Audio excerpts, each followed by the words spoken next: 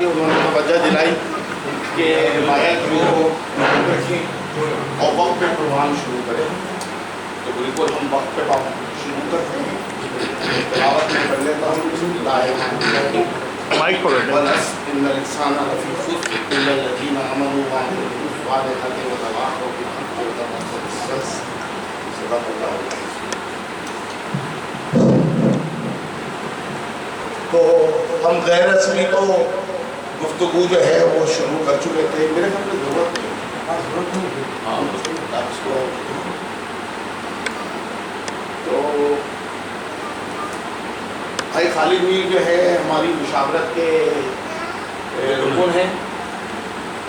اس کے بعد بھائی افتخار بیٹھے ہیں، ان کا ذکر میں کر چکا ہوں، ایڈوکیٹ ہیں اور اقبال کے اوپر جو ہے بڑی دسترس رکھتے ہیں۔ اقبال کو تو آپ دسترس ہیں، وہ بھی رکھتے غالب پر بھی، اور انشاءاللہ تعالیٰ کوئی موقع آئے گا ہم ان کو بھی مدعو کریں گے موضوع پر گفتگو کرنے کے لیے۔ بھائی انجینئر وسیم فاروقی کسی تعارف کے محتاج نہیں ہے، ہمارے شہر کی سماجی شخصیت ہیں اور ہر دوسری محفل میں آپ کو دکھائی دیتے ہیں۔ بھائی کامران گورو والا بھی جو ہے وہ محفلوں کی جان ہے، آڈیو اور ویڈیو بنانے کے لیے ہم نے ان کی خدمت حاصل کی ہے۔ بھائی ارشاد افاقی یہ بہترین فرد ہیں، بہترین انسان ہیں اور مختلف سرگرمیوں میں یہ آگے بڑھ کر کام کرنا چاہتے ہیں، لیکن انہیں بہت زیادہ موقع نہیں ملا۔ کچھ دن پہلے میری ان سے ملاقات ہوئی اور ان سے رابطے جب ہوئے تو مجھے اندازہ ہوا کہ ان کی صلاحیتوں سے جو ہے ابھی تک فائدہ نہیں اٹھایا گیا۔ تو میں آپ کو بتا دوں کہ اس قرآن کے اندر جو تیاری کے مراحل ہیں، مثلاً یہ بورڈ دیکھ رہے ہیں، یہ بورڈ جو ہے ان کی محنتوں کا ثمر ہے۔ بھائی فاروق عرشی یہ بھی کسی تعارف کے محتاج نہیں ہے، میں بہت شکر گزار ہوں ان کا، میں بہت شکر گزار ہوں کہ یہ تشریف لائے۔ یہ بھی محفلوں کی جان نہیں بلکہ جانے جاں ہیں، اور کوئی ہمارے درمیان آج کی محفل میں کوئی خواتین کو ہم نے مدعو نہیں کیا، اس کے باوجود یہ موجود ہے۔ لیکن میں آپ کو بتا دوں کہ یہ محفل خالی مردانہ نہیں رہے گی، اس میں انشاءاللہ تعالیٰ خواتین بھی ہوں گی۔ دو خواتین نے جو شہر کے بڑے نام ہیں، انہوں نے شرکت کے لیے جو ہے وہ درخواست کی تھی، لیکن دور ہونے کی وجہ سے انہوں نے معذرت کری۔ ایک میں نام بھی بتا دیتا ہوں، ڈاکٹر یاسمین فاروقی صاحب اور ڈاکٹر رخسانہ صبا صاحبہ، یہ دونوں پی ایچ ڈی ڈاکٹرس ہیں، یہ بھی آنا چاہیں گے، لیکن آپ جگہ دیکھ رہے ہیں کہ کم ہے، اس میں مزید بھی گنجائش ہے اسی کمرے میں ہم 15-20 سال۔ بھائی نفیس 35 سال سے جو ہے وہ فعال ہیں، ایکٹیو ہیں، اور برا نہ مانیے گا بھائی نفیس یہ عموماً تاخیر سے آتے ہیں مجالس میں عموماً، لیکن آج دیکھیں ان کا جذبہ 10-25 پہ گھنٹی بجی، میں 70 والا ہے۔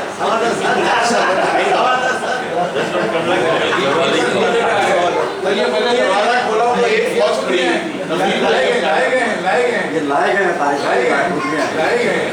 اس کے بعد برابر میں بھائی شفیق اللہ بیٹھے، شفیق اللہ اسماعیل میرے 25 سالہ دوست ہیں، میرے بہت سے پروجیکٹ کے اندر جس میں دعا dialysis centre, free dialysis centre جو ہے اس کے اندر جو ہے قیام میں گزشتہ 16 سال سے اس کو چلانے میں شفیق بھائی کی بڑی جو ہے کاوشیں اور کوششیں ہیں، اور بہت فعال انسان ہیں، اور ان کی خاص بات یہ ہے کہ پازیٹیو ایکٹیویٹیز کے اندر جو ہے نا وہ بہت کام کرتے ہیں۔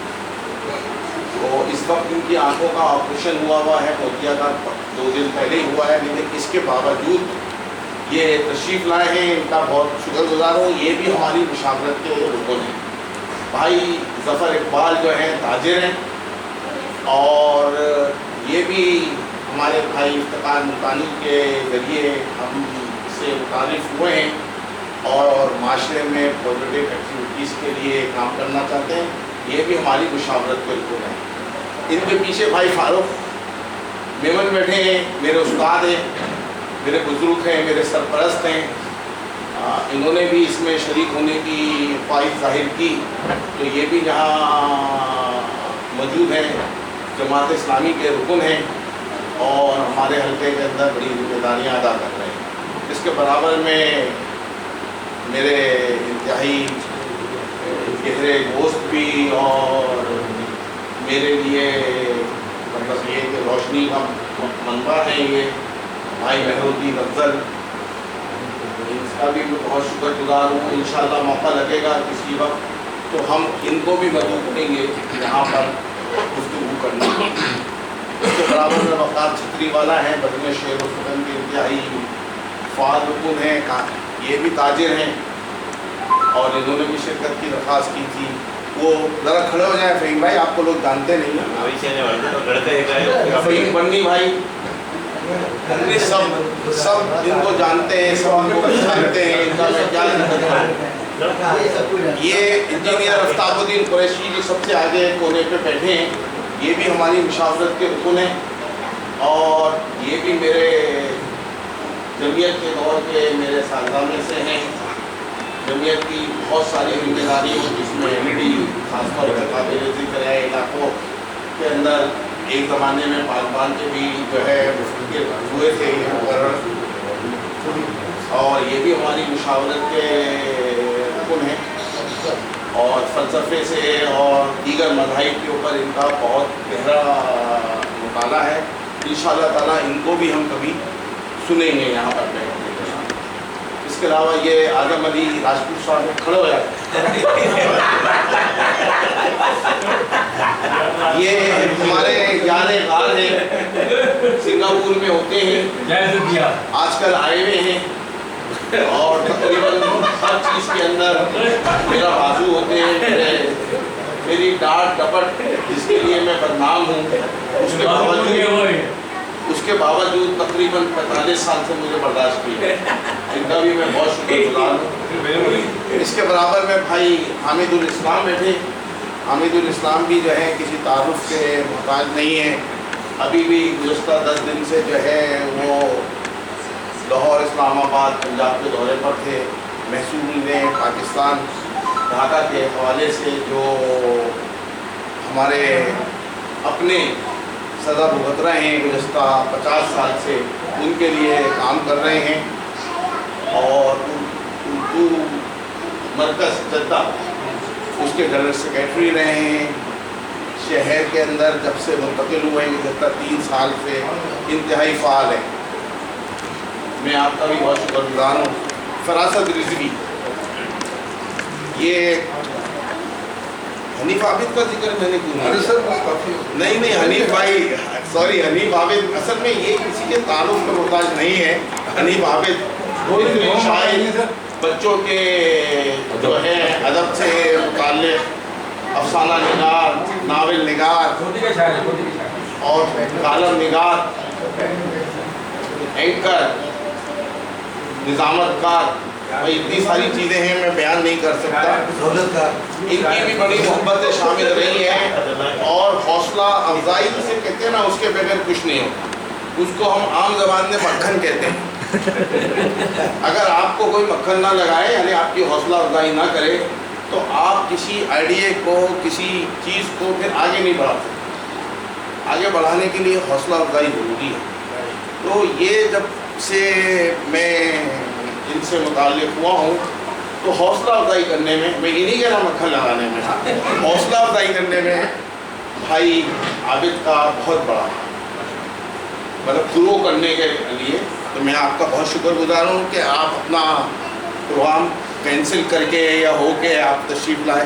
اچھا، میں اب فراست رضوی کا ذکر کروں، ان سے تعلقات بنانے میں مجھے بڑی مشکل ہوئی۔ یہ فون نہیں اٹھاتے تھے، مطلب 1.5 سال تو مجھے یہ لگ گیا کہ میری ان سے بات چیت کسی طرح سے شروع ہو، کیونکہ بڑے آدمی تھے، لیکن آہستہ آہستہ رفتہ رفتہ قربت پیدا ہوئی اور پتہ چلا کہ بہت ساری دلچسپیاں جو ہیں وہ مشترکہ ہیں۔ پھر اللہ نے ان کو جو صلاحیت دی ہے، جو علم دیا ہے، وہ یہ ہے کہ یہ جذب کر لیتے ہیں. ہم تو سننے کے بعد بھول جاتے ہیں، فراموش کر دیتے ہیں، یہ جذب کر لیتے ہیں. تو یہ انہی کی وجہ سے ہے کہ مکالمے کا جب بات ہوئی تو یہ کہتے ہیں نا کہ پکڑ لینا، انہوں نے مجھے پکڑ لیا. اور جو میں تذبذب کا شکار ہوا 4-6 مہینے کرنے کے لیے، تو یہ میرے بھائی ہیں جنہوں نے مجھے اس تذبذب سے نکالا. اور آج ایک خوبصورت محفل جو ہے یہاں ہو رہی ہے. تو میں اب بات کو ختم کرتا ہوں، ٹائم میں نے زیادہ لے لیا، معذرت خواہ ہوں. ڈاکٹر صاحب آپ سے، ڈاکٹر صاحب کا تعارف تو جی بھائی فراست کریں گے. اب میں یہ بھائی فراست کے سپرد کرتا ہوں. بھائی فراست آپ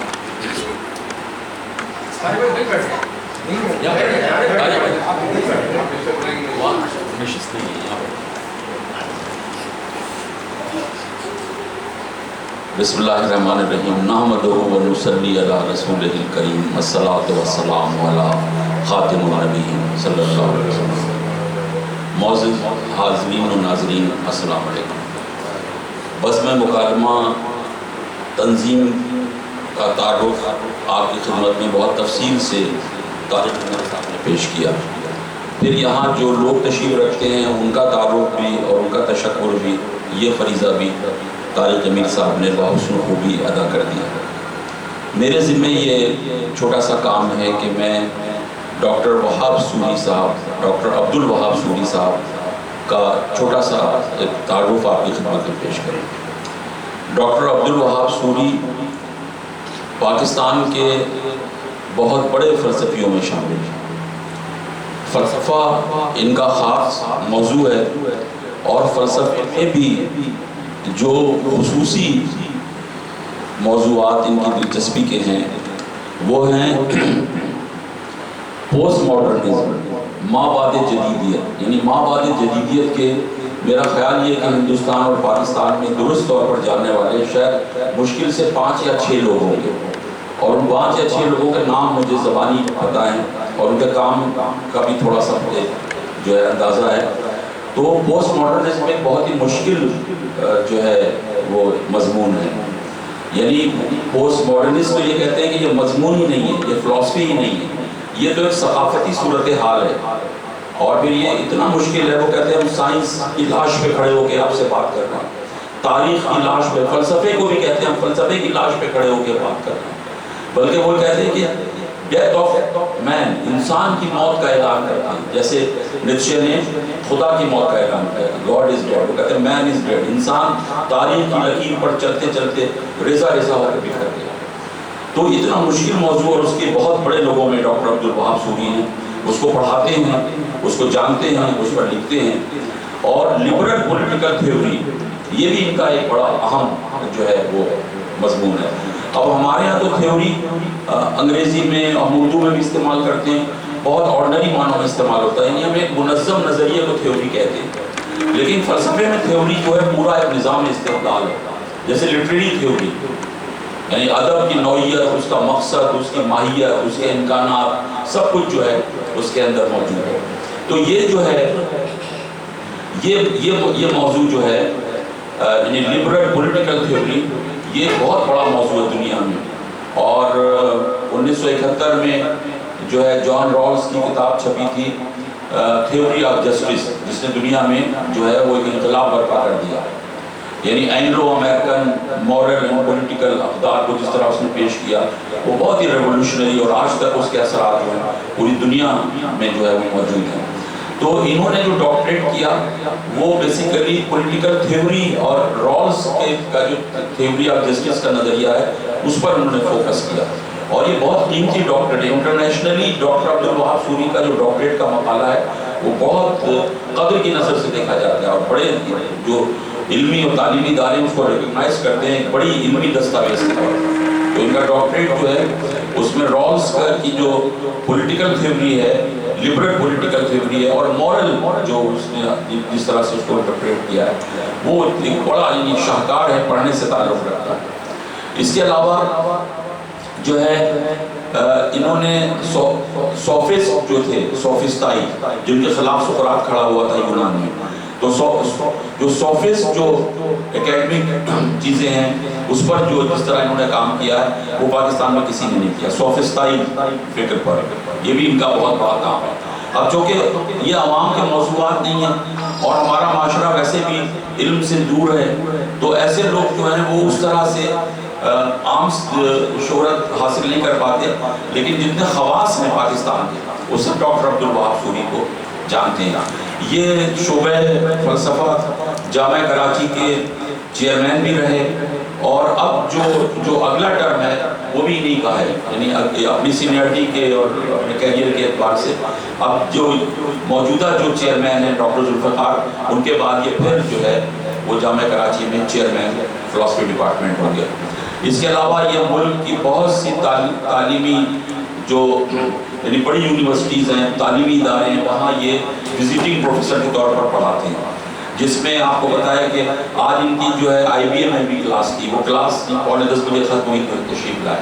تو doctor Abdul Wahab sorry I B M میں پڑھاتے ہیں، اس کے علاوہ سی بی ایم میں، پھر سب سے بڑھ کر یہ ہے کہ پی ایف کیٹ میں اس کے بھی وزٹنگ پروفیسر ہیں، اور Indus valley art of school and architecture جو ہے اس میں جو ہے وہاں یہ جو ہے فلسفی آف آرٹ پڑھاتے ہیں، اور visual studies department Karachi university وہاں پڑھاتے ہیں، وہاں کے بورڈ آف اسٹڈیز کے ممبر ہیں۔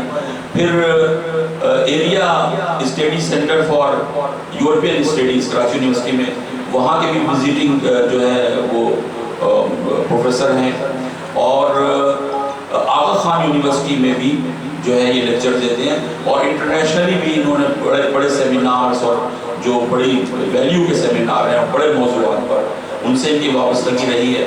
تو یہ ایک بین الاقوامی طور پر، اور یہ کم عمر ہے، سب سے بڑی بات یہ کہ کم عمر ہے، سب سے بڑی اس میں اہمیت کی بات یہ ہے کہ یہ کم عمر ہے، اور بہت کم عمری میں انہوں نے اپنے آپ کو منوایا۔ یعنی جب یہ کم عمر تھے تو جمال پانی پتی نے کا ایک واقعہ مجھے سنایا تھا، جو کانٹ پر ایمانوئل کانٹ پر ان کی کسی ایک خود ساختہ عالم سے گفتگو ہوئی تھی، تو وہ انہوں نے مجھے بتائی۔ تو یعنی انہوں نے بہت کم عمری میں اپنے آپ کو تسلیم کروایا اور اپنا ایک اعتبار فلسفے میں اور علم میں جو ہے وہ قائم کیا، جو ہمارے ملک کے لیے اور ہم سب کے لیے بہت ہی فخر کی بات ہے۔ تو اور ایک اور اہم بات جو ہے جو شاید آپ کے لیے یقیناً دلچسپی کا باعث ہوگی، وہ یہ ہے کہ ہمارے یہاں جو لوگ مغرب کو جانتے ہیں، جب وہ مغربی علوم کو بہت گہرائی سے پڑھتے ہیں تو وہ دین سے بغاوت کر جاتے ہیں، یعنی وہ دین ان کے نزدیک ایک طفلانہ چیز ہوتی ہے، یہ تو ایمانیات ہے، اس کا عقل سے تعلق نہیں ہے، آرگومنٹ سے تعلق نہیں ہے، اور اس میں تو یہ بلائنڈ فیتھ ہے، اور یہ اس کی جو حقیقتیں ہیں وہ تجرباتی نہیں ہیں، ہم ان حقیقتوں کا تجربہ نہیں کر سکتے۔ تو وہ عقل پرستی کی جو ایک عمومی باتیں ہیں فلسفیکل، اس کو بنیاد بنا کے مذہب سے انکار کر دیتے ہیں، وجود باری تعالیٰ سے انکار کر دیتے ہیں۔ تو تھوڑی اشتراکیت پڑھی، تھوڑا انہوں نے فلسفہ مادیت پڑھا، کچھ یونانی فلسفہ، کچھ آیونین فلسفہ انہوں نے پڑھا، اور وہ خدا کے وجود کے منکر ہو گئے۔ یہ ڈاکٹر عبدالوہاب سوری، میں ان پر حیران ہوتا ہوں، یعنی میری حیرت کبھی کم نہیں ہوتی ان کے سلسلے میں، کہ جیسے مستشرق ہوتا ہے نا، یعنی مشرق کے کلچر اور تہذیب اور اس کے ادب اور تاریخ کا بے پناہ جاننے والا مستشرق جیسے تھے، بڑے بڑے مستشرق گزرے ہیں، گارسا لتاسی کا نام لیا جاتا ہے، بڑے نام ہیں۔ تو پاکستان میں یہ مستغرب ہیں، یہ بہت بڑے مستغرب ہیں، یعنی مغربی تہذیب کو، مغرب کے الہات کو، مغرب کی عقلی و فکری تحریکوں کو اور ان کے علوم کو جس گہرائی سے یہ جانتے ہیں، اس اپوسٹامولوجی کو بہت کم لوگ اکیڈمک لیول پر اتنی گہرائی سے جانتے ہیں۔ اور جو بات میں بیان کرنا چاہتا ہوں یہ ہے، اس کے ساتھ ساتھ یہ بڑے بڑے مضبوط اور مستحکم مسلمان ہیں، یہ 5 وقتہ نمازی ہیں اور ایک ٹریڈیشنل مسلمان ہیں، یعنی مغرب کے سارے علوم جو ہیں وہ شاید انہوں نے ان کو متاثر تو کیا ہوگا ان علوم نے، لیکن مغربی علوم ان کو اور مغربی فلسفہ ان کو مروب نہیں کر سکتا، اور یہ بہترین مسلمان ہیں، اور ان کا جتنا کام بھی ہے، یہ مسلم فلسفی بھی پڑھاتے ہیں، یہ جو ہے یہ ہرمینیٹکس بھی پڑھاتے ہیں، علم تشریحات، تو کئی سمتوں میں فلسفی آف آرٹ بھی پڑھاتے ہیں، لیکن کئی سمتوں میں آپ جا کے دیکھیں کہ جہاں بھی جو علم یہ پڑھاتے ہیں ایک اسلامک کلر ان میں ہر جگہ پانی ہے. یہ میرے لیے بڑی حیرت زدہ کر دینے والی بات ہے کہ یہ ایک اسلامی جو ایک ان کے مزاج میں اسلام کی برتری اور اس کی میٹا فزیکل حقیقتوں کی عظمت جس طرح ان کی نگاہوں میں ہے اور جیسے اس کو اپنی تحریروں میں بدلتے ہیں. آکسفورڈ یونیورسٹی پریس نے بھی جو ہے ان کی تحریریں شائع کی ہیں خاص طور پر سماجی اقدار کے حوالے سے اور اس کے مینیفیسٹیشن کے حوالے سے. تو یہ بہت یعنی ثابت شدہ ایک بڑے آدمی ہیں. انہوں نے اپنی تحریر سے اپنی تقریر سے اپنے علمی کیریئر سے ثابت کیا کہ یہ فلسفے کے بڑے لوگوں میں اور پاکستان فلسفیکل کانگریس کے یہ سیکرٹری جنرل بھی رہے ہیں. تو یہ اور بھی بہت سی باتیں ہیں لیکن چونکہ میرا کام صرف ایک اختصار کے ساتھ ایک شخصیت کا خاکہ آپ کے سامنے پیش کرنا اور بڑے ہمبل بڑے ہی منکسر آدمی ہیں. انکسار اتنا ہے کہ آپ ان سے ملیے تو آپ کو لگے گا آپ کوئی بہت بڑے فلسفی ہیں. تو یہ جو ان کی شخصیت میں جو ایک خاکساری ہے ایک فارسی میں کیا کہتے ہیں انکسار کو ایک افتادگی ہے ایک فروتنی ہے یہ بہت قیمتی ہے. اور ہمیں افسوس کہ یہ معاشرہ اہل ان کی قدر نہیں کرتا اور ان کی عزت نہیں کرتا لیکن ہمیں ان کی بہت قدر کرنی چاہیے بہت عزت کرنی چاہیے کیونکہ پاکستان میں دوسرا ڈاکٹر عبدالوہاب سوری موجود نہیں ہے. یہ تو ان کا تعارف تھا. اب آج کا جو موضوع ہے یعنی لبرلزم کا تصور آزادی. آپ کو پتا ہے کہ آزادی مغرب کے الحاد کے فلسفے کی جو چند بنیادی چیزیں ہیں جس میں ایکولیٹی ہے جس میں فریڈم ہے جس میں ڈیموکریسی ہے یہ اس فلسفہ مادیت کے بنیادی اجزاء ہیں. اور جب 1790 میں انقلاب فرانس آیا تو اس میں ایکولیٹی اور ڈیموکریسی کے ساتھ ساتھ سب سے زیادہ جس چیز کی آواز بلند کی گئی جس میں شاید والٹیئر کو اتنا شامل نہیں تھا کیونکہ والٹیئر تو عقل پرستی کا نمائندہ تھا لیکن انقلاب فرانس کی جو جذباتی ویو تھی اس کا تو سب سے بڑا آدمی جان ژاک روسو تھا. تو روسو جو ہے وہ اس نے بہت زیادہ آزادی کے لفظ کو ایکسپلائٹ کیا اور ایسی آزادی کا تصور پیش کیا کہ جو مذاہب عالم میں تو کہیں موجود نہیں ہے. تو میرا منظر اس پہ بات کرنا نہیں ہے میں بہت حقیر آدمی ہوں لیکن یہ بات میں نے صرف اس لیے کی کہ آپ کا ذہن اس موضوع کے لیے تھوڑا سا جو ہے وہ ایک فضا اس کی حاصل کر سکے. اب میں بہت ہی عزت و احترام کے ساتھ اور بڑے ہی انکسار کے ساتھ اور بڑے ہی تشکر کے ساتھ پاکستان کے بہت بڑے فلسفے کے مدرس اور ایک بڑے فلسفی اور ادیب جناب پروفیسر ڈاکٹر عبدالوہاب سوری صاحب سے یہ درخواست کروں گا بس میں مکالمہ کے تمام اراکین کی جانب سے کہ وہ آج کے موضوع پر کلیدی خطاب فرمائیں. بہت بہت شکریہ.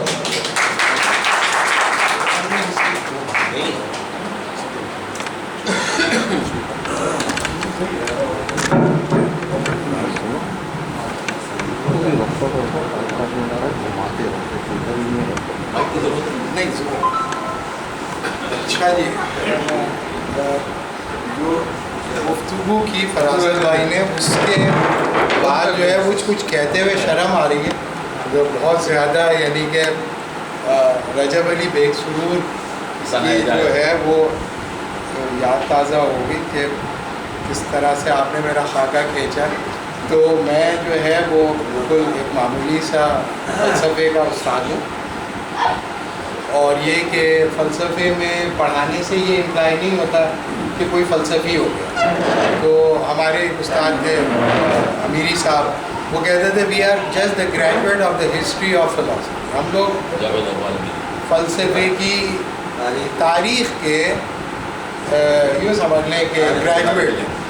تو ایسا نہیں ہے کہ ہماری کوئی اوریجنل تھاٹ ہے جو تھاٹ ہے وہ لیکن یہ کہ میرے ایک استاد ہیں جاوید اکبر انصاری ان سے میں نے پڑھا ہے اور کچھ ایسی چیزیں پھر ہم نے سیکھی ہیں ان سے جس کی بنیاد پہ ہم اس قابل ہوئے کہ جو اس وقت کی ڈومیننٹ فلاسفیز ہیں ان کی انٹرنل کرٹیک اپنے لوگوں کے سامنے پیش کر سکیں. تو ہم لوگوں کا بس یہی کام ہے کہ اس کو پیش کرتے ہیں. دوسری بات یہ کہ جب بھی ہم کوئی ڈسکشن کرتے ہیں تو اس کا یہ مقصد نہیں ہوتا کہ اس کے لوگ نہیں میں کھڑے اس کے لوگ قبول کریں کوئی نہیں مسئلہ اس کو قبول کریں یا رد کریں. ہم کوئی بات اس لیے کرتے ہیں کہ اسے لوگ انڈرسٹینڈ کریں. تو understanding is more important than acceptance and rejection. جب آپ ایک چیز کو ایکسیپٹ آپ ادھر بیٹھ جائیں میں ادھر کھڑا ہوں اس کی وجہ ہے کہ میں بورڈ استعمال آپ ادھر آ جائیں آپ ادھر بیٹھ आप इस पे बैठ जाए। तो मैं जो है वो लिबरलिज्म के ऊपर बात करना इसलिए ज़रूरी इसलिए है लिबरलिज्म पे बात करना, लिबरलिज्म पे बात करना ज़रूरी इसलिए है कि लिबरलिज्म इस वक्त हर जगह पे मौजूद है। और जैसे एक कहावत है, चाइनीज़ कहावत है कि एक बड़ी मछली से छोटी मछली ने पूछा कि हर कोई जो है वो पानी की बात करता है, तो हमने कभी पानी नहीं देखा। बड़ी मछली ने कहा कि पानी तुम्हें इसलिए दिखाई नहीं दिया कि तुम पानी में हो। तो लिबरलिज्म जो है वो हम लिबरलिज्म में हैं, अभी से नहीं है, पिछले पाकिस्तान बनने से पहले से ही शामिल हो गए। तो किसी चीज़ का होना या किसी चीज़ का प्रेजेंस जो है उसके कई लेवल हो सकते हैं। मिसाल के तौर पे कोई चीज़ फिज़िकली हो सकती है, इसी तरह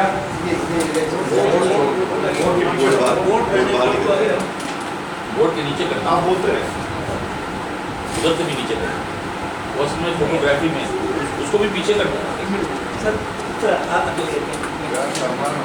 बस सही है, ठीक है। तो किसी चीज़ का जो होना है वो फिज़िकल हो सकता है, यानी कोई चीज़ फिज़िकली एग्जिस्ट करती है।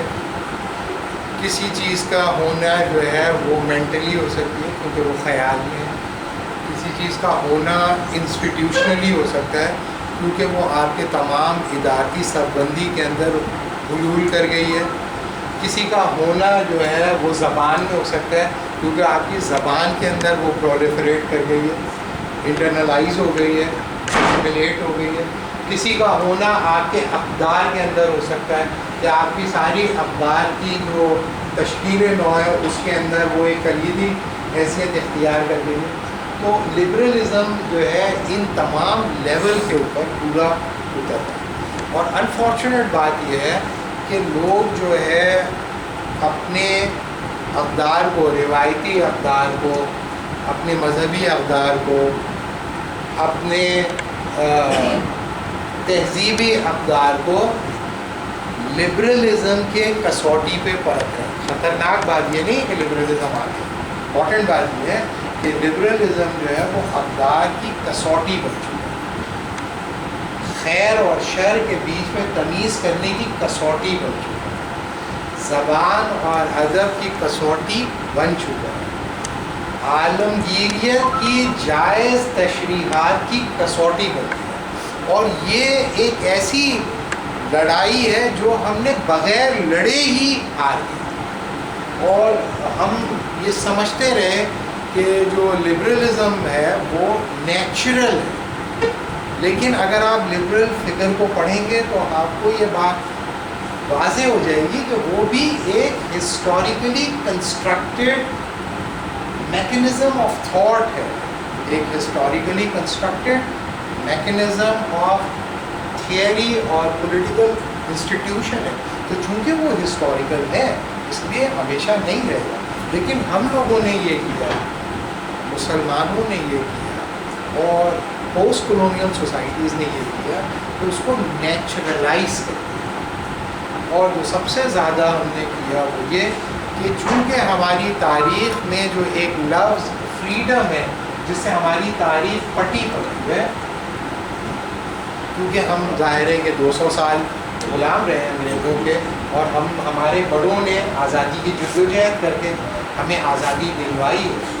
और हमने उस आज़ादी को जो हमने हासिल की, जिस लिए भी हासिल की थी, उस आज़ादी को उस आज़ादी के रास्त मुतनासिब समझा जो कि मगरबी तसव्वुर लिबरलिज़म का तसव्वुर आज़ादी है, जो कि हो सकता है कि ठीक हो लेकिन मेरी नाक़िस राय के अंदर उसमें फ़र्क है।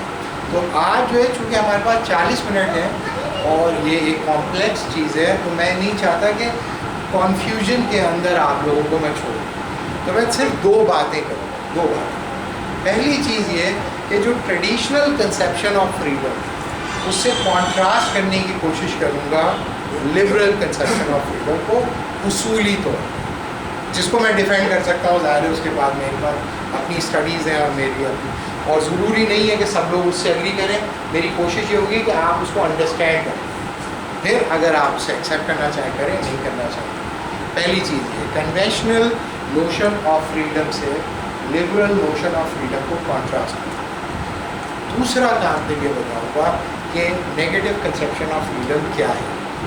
یہ دو کانسیپٹ صرف انٹروڈیوس کریں. اس کا لبرلزم کے ساتھ کیا تعلق ہے کیا نہیں.